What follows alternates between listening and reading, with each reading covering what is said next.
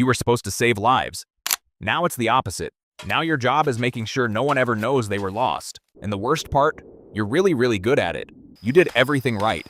Top of your class, advanced degree, the kind of student professors remember. You understood complexity, small changes, massive consequences. You just didn't realize you were the variable. Because your life didn't collapse, it drifted.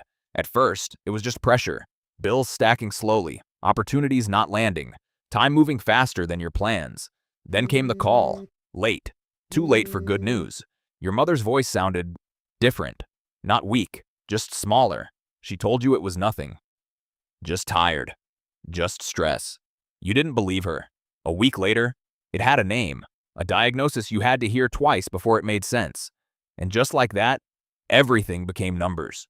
Not equations, not formulas, bills, appointments, treatments, machines that keep people alive, but charge by the hour. Let me ask you something.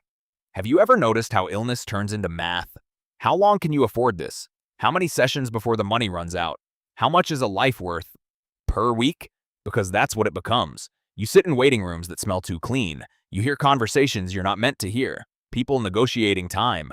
I can pay for one more month. Is there a cheaper option? What happens if we stop? No one says the last part, but everyone understands it. You start selling things. First the obvious, then the things you swore you wouldn't touch. Savings disappear, fast, faster than makes sense. And the worst part? You're doing everything right.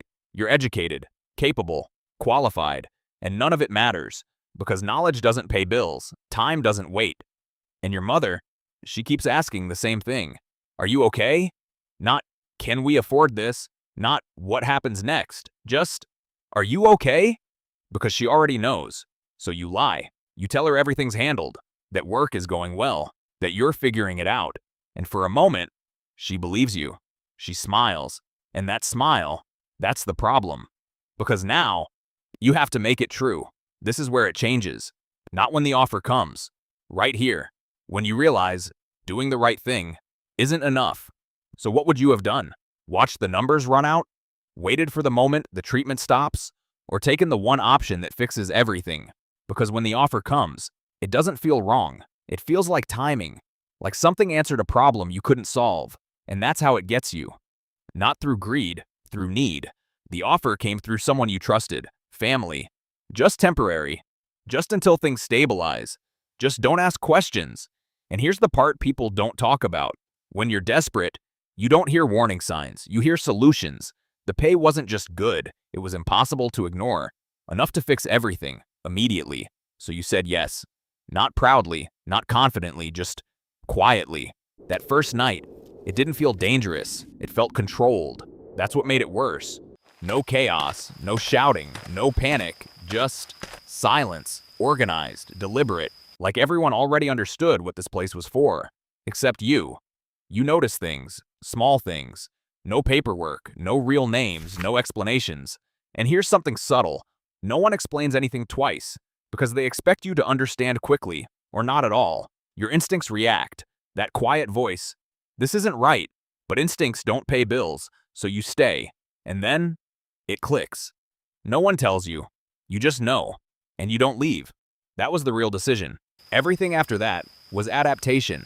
The first time almost breaks you. Not mentally, physically. Your hands don't cooperate, your breathing shifts, your body tries to reject it, but your mind, it adjusts, because it has to. You stop seeing the situation. You start seeing the system. Steps, timing, execution, no emotion, just structure. And structure is safe. Because structure doesn't ask questions. Time passes. You stop measuring it. You get better, faster, more precise, more efficient, less human. And here's the part that stays with you. It feels good, not the work, the improvement. Progress always feels good, even when it shouldn't. Let me ask you, if someone becomes highly skilled at something wrong, does that make it worse? Or just make them valuable? Because now, you're valuable. And in systems like this, value is a trap. You're given more responsibility, more control, better conditions, a team. They don't question you. They don't hesitate. They just follow. That's when it changes. You're no longer reacting. You're directing. And that's heavier, because now, it's not just happening around you. It's happening because of you. So you create rules. Don't look too closely. Don't ask questions. Don't humanize anything, because humanizing it breaks you, and you can't afford that. For a while, it works. You function, you operate, you exist in controlled detachment until something breaks it. There's always something, one moment that doesn't fit the system, and when it happens, you pause.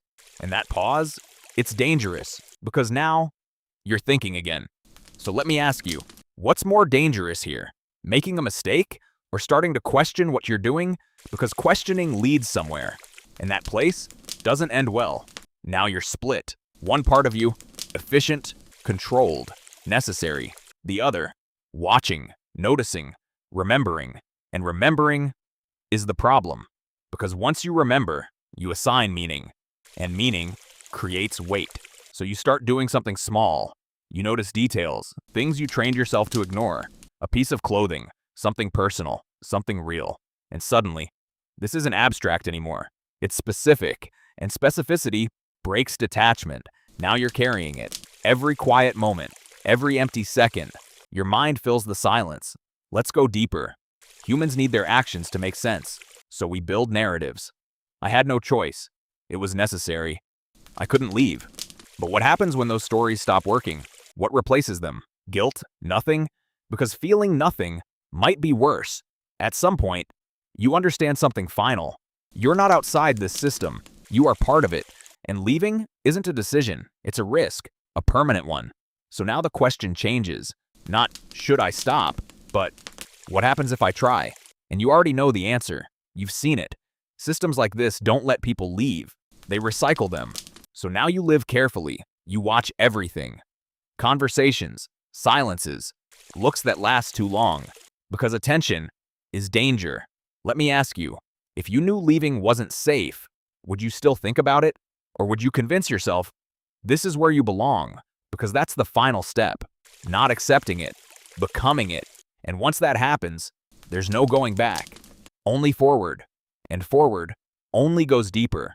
So be honest. At what point would you have stopped? The first doubt? The first realization? Or never?